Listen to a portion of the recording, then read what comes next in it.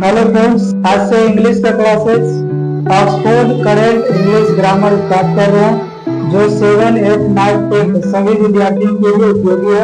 ठीक है, सबसे पहले आप लोग इसमें से ऑक्सफोर्ड करेंट इंग्लिश ग्रामर का बुक ले लेंगे मार्केट पे। उसी सीरीज को हम शुरू से लेकर लास्ट तक समाप्त करेंगे। ठीक है, यदि इंग्लिश क्लियरली समझना है तो सबसे पहले इंग्लिश ग्रामर को समझना होगा, इसीलिए इंग्लिश ग्रामर का सीरीज स्टार्ट कर रहे हैं। ठीक है, पहला चैप्टर हमारा रहेगा स्ट्रक्चर वर्ड और डिटरमाइनर, जिसमें सबसे पहले हम अफिक्स और सफिक्स के बारे में पढ़ेंगे। अफिक्स क्या होता है? तो अफिक्स यदि आप लोगों ने पहले कभी पढ़ा है तो पता होगा कि अफिक्स क्या होता है। वैसा वर्ड होता है जो किसी भी सेंटेंस के आगे या पीछे में जुड़कर सेंटेंस का मतलब पूरी तरह से चेंज कर दिया जाता है। ठीक है, यह मतलब पूरी तरह से चेंज हो जाता है। ठीक, अफिक्स जो है कितने प्रकार का होता है? 2 प्रकार के होता है। एक होता है प्रीफिक्स और एक होता है सफिक्स। ठीक है, प्रीफिक्स और सफिक्स किसे कहा जाता है? तो प्रीफिक्स वैसा सेंटेंस होता है जो किसी भी वर्ड के शुरू में जुड़कर उस वर्ड का अर्थ को चेंज कर दे, उसे कहते हैं प्रीफिक्स। और सफिक्स वैसा वर्ड होता है जो किसी भी वर्ड के लास्ट में जुड़कर उसके अर्थ को परिवर्तन कर देता है। जैसे यदि एग्जांपल दिया जाए तो आप लोगों ने देखा होगा यहाँ पर काउ लिखा हुआ है। ठीक है, और काउ में हम क्या करते हैं? यहाँ पर एस जोड़ देते हैं। ठीक है, तो ये क्या बन जाता है? काउज। ठीक है, तो ये जो लास्ट में जुड़ता है उसे हम कहते हैं सफिक्स। और लास्ट में यदि एस जुड़ा है तो ये काउ का मतलब होता है गाय, लेकिन यदि एस लग गया तो ये प्लूरल बन के हो गया गाय। ठीक है, तो ये सफिक्स हो गया। उसी प्रकार यदि डर्टी है, ठीक है, डर्टी है, डर्टी में यहाँ पर यदि हम बाई जोड़ दे, डर्ट में यदि हम बाई जोड़ दे तो ये बन जाता है डर्टी। ठीक है, उसी प्रकार यदि देखिए स्लो में यदि हम जोड़ देते हैं एल बाई, ठीक है, तो ये बन जाता है स्लोली। ठीक है, तो ये देख रहे हैं ऊपर में केवल एक ही वर्ड जुड़ रहा था, लेकिन जैसे जैसे नीचे आ रहा है धीरे धीरे वर्ड बढ़ रहा है। तो इसमें कोई फिक्स नहीं है कि सफिक्स में कितने वर्ड हो सकते हैं, लेकिन जो किसी वर्ड के लास्ट में जुड़े, चाहे 2 वर्ड हो, 3 वर्ड हो या 4 वर्ड हो, उसे कहते हैं सफिक्स। ठीक है, जैसे काउ में इस लगा के काउस बन गया, डर्ट में बाय बना के डर्टी हो गया। डर्ट मतलब होता है गंदा और डर्टी हो गया मतलब हो गया गंदगी। ठीक है, उसी प्रकार स्लो का मतलब होता है धीमा। ठीक है, यदि हो गया इसका स्लोली तो स्लोली का मतलब होता है धीमे से। ठीक है, एक हो गया धीमा, एक हो गया धीमे से या धीमी गति से। ठीक ना, इसी प्रकार स्मॉल में यदि EST जोड़ देते हैं, स्मॉल में यदि हम EST जोड़ देते हैं, अब देखिए ऊपर में 1 था, फिर 2 आया और लास्ट में 3 आ गया। ठीक है, तो ये कितने भी हो सकते हैं? तो ये बन जाएगा स्मॉलेस्ट। ठीक है, स्मॉल का मतलब होता है छोटा और स्मॉलेस्ट का मतलब हो गया जिस आप ग्रुप में है उस ग्रुप में सबसे छोटा। ठीक है, चलो ये तो रहा सफिक्स की बात। अब देख लेते हैं थोड़ा प्रीफिक्स के बारे में कि प्रीफिक्स में क्या क्या आता है। तो प्रीफिक्स में जैसा कि हम बताए थे वैसा वर्ड जो किसी सेंटेंस के शुरू में ऐड हो, किसी सेंटेंस के शुरू में ऐड हो जाता है। जैसे यदि है पॉसिबल लिखा हुआ है, ठीक, पॉसिबल, ठीक ना, और इसके जस्ट पहले यदि हम आई और एम को ऐड कर देते हैं तो ये बन जाता है इम्पॉसिबल। ठीक है, इम्पॉसिबल। ठीक, यानी अर्थ पूरी तरह से बदल गया। उधर भी देख रहे थे अर्थ थोड़ा बदल रहा था ना, एक प्रकार से डर्ट जो है वर्ब था और डर्टी जो है उसका एडवर्ब की तरह बन गया। और यहाँ देख रहे थे पॉसिबल का मतलब होता है संभावना, लेकिन उसी के पहले यदि हम आई एम जोड़ देते हैं तो इम्पॉसिबल मतलब हो जाता है असंभव। ठीक है, उसी तरह यदि है लीगल देख लेते हैं, लीगल। ठीक है, लीगल है, इसके पहले यदि आप जोड़ देते हैं आई एल, ठीक है, तो ये क्या बन जाएगा? इलीगल। ठीक है। उसी तरह ये भी है ये भी लेजिबल है, लेजिबल, लेजिबल, लेजिबल से पहले यदि हम जोड़ देते हैं आई एल तो ये बन जाता है इलेजिबल, इलेजिबल, ठीक है, इलेजिबल। लेजिबल का मतलब होता है पढ़ने योग्य और इलेजिबल का मतलब हो गया न पढ़ने योग्य, जिसे पढ़ा नहीं जा सकता, ठीक है।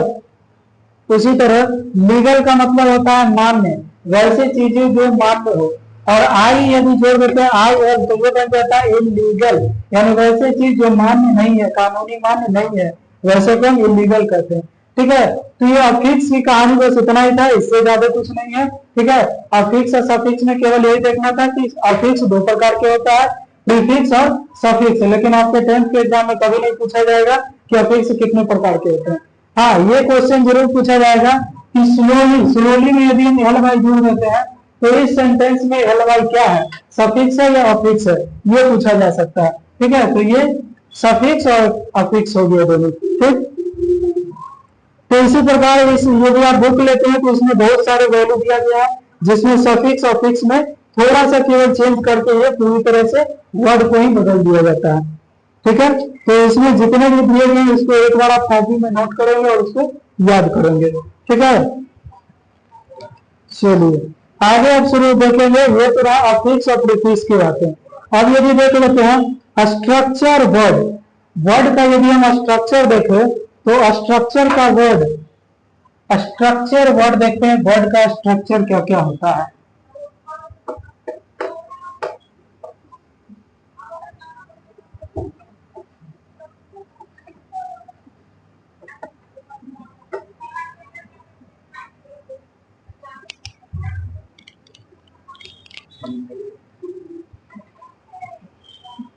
स्ट्रक्चर फॉर्म क्लासेज और स्ट्रक्चर वर्ड होता है। वर्ड में देख लेते हैं, यदि वर्ड, वर्ड का यदि स्ट्रक्चर पूछा जाए तो वर्ड में क्या क्या होता है ये देख लेते हैं। देखिए सबसे पहले इसमें स्ट्रक्चर से पहले क्लास को हम बात देते हैं कि किस किस क्लास में बटे होते हैं जो सेंटेंस होते हैं। यदि देखा जाए तो इसका क्लास, यदि हम फॉर्म क्लास यदि हम देखें, ठीक है, कि फॉर्म क्लास क्या क्या होता है, तो फॉर्म क्लास जो है ये लगभग 4 प्रकार के होते हैं, ठीक है। इसमें यदि हम पहला देखें तो पहला क्लास में आ जाता है नाउन्स, ठीक है, पहले में आ गया नाउन्स, उसके बाद आ जाता है एडजेक्टिव, एडजेक्टिव, ठीक है, उसके बाद आ गया वर्ब्स आ गया, ठीक है, वर्ब्स हो गए, उसके बाद एडवर्ब्स हो गए, एडवर्ब्स हो गए। तो ये 4 प्रकार से ये क्लासेस बांटे गए। अब ये, हाँ, ये वो नहीं, सेंटेंस का ये क्लासेस नहीं है, सेंटेंस का क्लासेस तो हम जानते हैं अलग होता है, सब्जेक्ट वर्ब एग्रीमेंट, उसमें आप लोग interrogative, negative, passive, impassive, passive या इंट्रोगेटिव, ये सारे स्ट्रक्चर आता है। लेकिन ये क्लास में यदि हम देखते हैं तो क्लास केवल 4 ही होता है, ठीक है, केवल 4 क्लास होती, इतना ही है, यानी ये बेस हो गया इंग्लिश का, ठीक है, कि ये इंग्लिश का मेन बेस है जो हमको मूल रूप से जानना चाहिए, ठीक है ना। अब यदि देखिए आप लोग के माइंड में आ रहा होगा कि तो सेंटेंस का स्ट्रक्चर क्या होता है, तो याद दिला देते हैं कि सेंटेंस जो होता है उसमें देखा जाता है कि सेंटेंस बना है क्या क्या से मिलकर, ठीक ना। तो ये वो नहीं है, ये मेन है, ये मेन रूट है कि क्या क्या हमको इंग्लिश में मेनली रूप से मेनली रूप से पढ़ना है इसमें, ठीक है।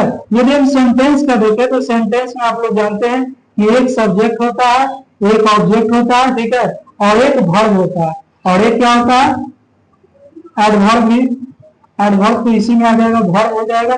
मेनली रूप से देखा जाए तो बस यही तीनों होता है। इसके बीच में तो हम जानते हैं कंजक्शन आता है, प्रीपोजिशन आता है, ठीक है, एडवर्ब आता है, तो वो सबको बाद में देखेंगे। यदि हम स्ट्रक्चर देखें सेंटेंस का तो मेनली रूप से 3 ही होता है। किसी भी सेंटेंस में सब्जेक्ट होता है, यानी जिससे बातें स्टार्ट हुई है या जिसके बारे में बोला गया है। दूसरा ऑब्जेक्ट होता है, यानी कि जिसको हम कोई काम करने को कह रहे हैं या जिसके बारे में कह रहे हैं। और वर्ब होता है, वर्ब यानी कि किसी भी काम को करने के लिए जिस वर्ड का हम यूज करते हैं, जैसे कि खेलना, कूदना, गाना, हंसना, गाना, ये सारे। ठीक है, तो ये सारे वर्ब में आ जाते हैं। ठीक, तो मूल रूप से ये हो गया सेंटेंस का स्ट्रक्चर। तो सेंटेंस का स्ट्रक्चर इतना ही नहीं है, ये तो हम कंफ्यूजन मिटाने के लिए बताया है, इसका स्ट्रक्चर बहुत ही बड़ा जाता है, लेकिन मूल रूप से हमको याद रखना है सब्जेक्ट वर्ब और ऑब्जेक्ट। ठीक है, चलिए अब आ जाते हैं इसके फॉर्म में। तो फॉर्म क्लासेज, तो फॉर्म क्लासेज में आप समझते क्या है? सबसे पहले इंग्लिश को हमको पढ़ने से पहले हमको समझना होगा कि इंग्लिश में जो पार्ट है, 4 पार्ट है, वो है क्या रियल में। तो ये नाउन क्या है? नाउन यदि आप लोग बचपन से पढ़ते होंगे, तीसरे या चौथे क्लास से स्टार्ट हो जाता है कि नाउन, नाउन क्या है, व्हाट इज नाउन? तो noun is a naming word. ठीक है, नाउन कुछ नहीं है, ये केवल एक नेमिंग वर्ड है। ठीक है, नेमिंग वर्ड, केवल हम इतना ही लिखेंगे। ठीक है, बाकी सभी तो बहुत सारे एग्जांपल देते हैं, ये है वो है, हम केवल बस इतना लिखेंगे नाउन। नाउन क्या है? तो noun is a naming word, यानी वैसे सभी वो सभी नाम, वो सभी नाम, चाहे जगह का नाम हो, व्यक्ति का नाम हो या किसी स्थान का नाम हो, वो सारा का सारा नाम कहलाएगा। ठीक है, जैसे यदि व्यक्ति का हम बोले तो राम, श्याम, सीता, गीता। ठीक है, यदि हम स्थान का मतलब यदि हम स्थान की बात करें तो पटना, दिल्ली, स्टेट की बात करें तो तेलंगाना, बिहार, केरला, ये इत्यादि हो जाएगा ये सारे। और यदि कंट्री की बात करें तो इंडिया हो गया, बांग्लादेश हो गया, पाकिस्तान हो गया। तो ये है क्या? ये सारे नाम है। ठीक ना, तो नाम जितने भी आते हैं, चाहे कोई भी नाम हो, वर्ड किसी देश का हो, व्यक्ति का हो या किसी, मान लेते ये बुक ही है। ठीक है, इस बुक का ही नाम है ऑक्सफोर्ड इंग्लिश ग्रामर। तो यहाँ पर ऑक्सफोर्ड इंग्लिश ग्रामर ये नाम की तरह काम करेगा क्योंकि ये इस बुक का नाम है। ठीक है, चलिए अब आगे देखते हैं एडजेक्टिव। एडजेक्टिव क्या होता है? एडजेक्टिव क्या होता है? इस एडजेक्टिव एक प्रकार से होता है क्या? विशेषता। ठीक है, इसको हम क्या कर सकते हैं? विशेषता क्या होता है? ठीक है ना, यानी किसी चीज की हमको विशेषता देखना, वो तो देख लिए तो नाम। नाउन का मतलब ये होता है नाम। जितने भी नाम है दुनिया के या विश्व में, जितने भी नाम है वो सारा का सारा नाउन कहलाएगा। जबकि यदि एडजेक्टिव देखें तो ये जितने भी विशेषता है, जैसे हमने कहा राम, तो राम क्या हो गया? नाम हो गया। अब हमने कह दिया राम काला है। ठीक है, तो उसमें जो काला हो गया वो क्या हो गया? उसकी विशेषता हो गया। राम की विशेषता बता दिया। क्या बता दिया? काला हो गया। ठीक है, गोरा हो गया। ठीक है, लंबा हो गया। ठीक, लंबा हो गया या नाटा हो गया। ठीक ना, तो ये जो है उस नाम की विशेषता बताता है। तो यहाँ से हम ये भी बात पकड़ सकते हैं कि जो नाम होता है इसी की विशेषता बताने का काम कौन करता है? एडजेक्टिव करता है। ठीक है ना, तो ये एडजेक्टिव जो है पूरी तरह से नाउन के ऊपर डिपेंड रहता है। यानी हम यहाँ से यदि आप कभी आगे पढ़ेंगे कॉम्पिटिटिव क्लास में, तो आप लोग को कभी एडजेक्टिव यदि सेंटेंस में दिख जाए तो आप ये डायरेक्ट बेसिक में अंदाजा लगा सकते हैं कि यदि उस सेंटेंस में एडजेक्टिव है तो निश्चित ही कहीं ना कहीं एक नाउन भी जरूर होगा। क्यों? क्योंकि एक नाउन की विशेषता ही बताने का काम ये एडजेक्टिव करता है। ठीक है, चलिए आगे देख लेते हैं वर्ब। वर्ब क्या क्या है? तो देखिए वर्ब में बस हम इतना कहते हैं कि जितने भी कार्य हैं, जितने भी कार्य हैं वो सारा वर्ब है। ठीक है, शॉर्ट फॉर्म लिख रहे हैं, ज्यादा कुछ नहीं लिख रहे हैं, बाकी अपने आप अनुमान लगा सकते हैं। केवल कार्य हम लिखेंगे। कार्य में कौन कौन सा है? खेलना, कूदना, गाना, रेना, हंसना। ठीक है, तो ये सारे के सारे वर्ब कहलाएंगे, ये सारे के सारे कार्य है। ठीक है, अब देख लेते हैं एडवर्ब। एडवर्ब में क्या हो जाता है? एडवर्ब का मतलब ये भी क्या करता है? ये जो है एक प्रकार से हम इसको शॉर्ट में बोले तो ये विशेष वर्ब हो जाता है एक प्रकार का। ठीक है, एक प्रकार से वर्ब ही होता है जो विशेष हो जाता है। जिस प्रकार उसको रिलेशन करके बताते हैं, जिस प्रकार नाउन की विशेषता बताने का काम एडजेक्टिव करता है, उसी प्रकार वर्ब का विशेषता बताने का काम एडवर्ब करता है। ठीक है, तो जैसे कि हम पहले बताए थे कि यदि आपको सेंटेंस में कहीं भी यदि एडजेक्टिव दिख जाता है तो इसका मतलब है 100% कहीं ना कहीं उस सेंटेंस में नाउन जरूर छिपा है। ठीक है ना, हमें उसी नाउन को हमें ढूंढना होता है। अक्सर हम कॉम्पिटिटिव एग्जाम में क्या होता है, इसी नाउन को हम लोग ढूंढ नहीं पाते हैं। ठीक ना, कभी कभी जो संस्था का नाम दे दिया जाता है या किसी ग्रुप का नाम दे दिया जाता है तो लोग कंफ्यूज हो जाते हैं कि ये तो ग्रुप है। ठीक है, लेकिन ग्रुप है, लेकिन वो वहां पर नाउन की तरह काम कर रहा है। ठीक ना, तो यदि एडजेक्टिव है तो ये नाउन भी होगा। उसी प्रकार यदि कहीं एडवर्ब हमको दिखता है, यदि कहीं हमको एडवर्ब दिखता है तो डेफिनेटली उस सेंटेंस में वर्ब भी होगा, क्योंकि वर्ब का ही विशेषता बताने का कार्य एडवर्ब करता है। ठीक है, तो चलिए स्ट्रक्चर हो गया मेन। तो ये हमारा बेसिक था। ठीक है, ये इंग्लिश का हमारा फर्स्ट क्लास था। जो लोग बिल्कुल जीरो से पढ़ना चाहते हैं, बिल्कुल ही कुछ नहीं आता, उन लोगों के लिए हम सीरीज शुरू कर रहे हैं। ठीक है, आप लोग को मेनली रूप से केवल और केवल इन चारों के बारे में जानना है। ठीक है, सारा कहानी जो इंग्लिश का इसी चारों के इर्द गिर्द घूमता है। ठीक, तो आगे यदि हम स्टार्ट करेंगे तो ये जो हो गया बेसिक क्लास हो गया। ठीक है, बेसिक में आप लोगों ने जान लिया हम लोग को क्या क्या पढ़ना है इंग्लिश में। अब जो है हम लोग देखेंगे सेंटेंस के बारे में। ठीक है, क्योंकि असली कहानी सेंटेंस पे ही होता है। ठीक, यही सब जब सेंटेंस में बैठते हैं तो कैसे कैसे छिपे हुए रहते हैं, इसी को हमें सर्च करने का काम करना होता है कि कहाँ कहाँ पर नाउन है, कहाँ एडजेक्टिव है, किस नाउन के साथ कैसा वर्ब आता है, किस एडजेक्टिव के साथ कैसा एडवर्ब आता है। ठीक है, यदि निगेटिव वर्ब है, निगेटिव वर्ब है तो एडवर्ब कैसा होगा। ठीक है, पॉजिटिव वर्ब है तो एडवर्ब कैसा होगा। ठीक, नेक्स्ट है यदि स्ट्रक्चर वर्ड। ठीक है, वर्ड का स्ट्रक्चर में केवल जान लेंगे। ठीक ना, क्या क्या है, ऐसे सेंटेंस स्ट्रक्चर में बातों से बता देंगे, लेकिन ये देख लो जो वर्ड होता है स्ट्रक्चर का वर्ड, ये भी मुख्य रूप से 10 प्रकार के होते हैं। ये तो हम क्लास देख लिए। ठीक ना, मेन रूप से मुख्य क्लास है कि इतने क्लास में बांटा गया है इंग्लिश को कि आपको मुख्य रूप से ये सारी चीजें पढ़ना है। ठीक ना, यानी इंग्लिश में आप कुछ भी ना जाने तो ये चारों के बारे में कम से कम जानना ही चाहिए आपको कि क्या है ये। ठीक, अब यदि हम स्ट्रक्चर वर्ड तैयार करते हैं। ठीक ना, स्ट्रक्चर वर्ड, स्ट्रक्चर वर्ड्स देख लेते हैं। स्ट्रक्चर वर्ड्स क्या है। ठीक है, स्ट्रक्चर वर्ड को देखा जाए तो इसको 10 भागों में बांटा गया है। ठीक है, 10 भागों में। सबसे पहला क्या है, डिटरमाइनर होता है। ठीक है, क्या है, डिटरमाइनर होता है, डिटरमाइनर्स हो गया, डिटरमाइनर्स। सेकंड में कौन सा होता है, प्रोनाउन हो गया। ठीक है, प्रोनाउन हो गया, इसको याद नहीं करना, केवल देख लेना है। ठीक है, इसको याद नहीं करना है, इंग्लिश में कुछ भी याद नहीं करना है। ठीक ना, प्रीपोजिशन हो गया, केवल हमको माइंड में रखना है स्ट्रक्चर में क्या क्या आ जाता है।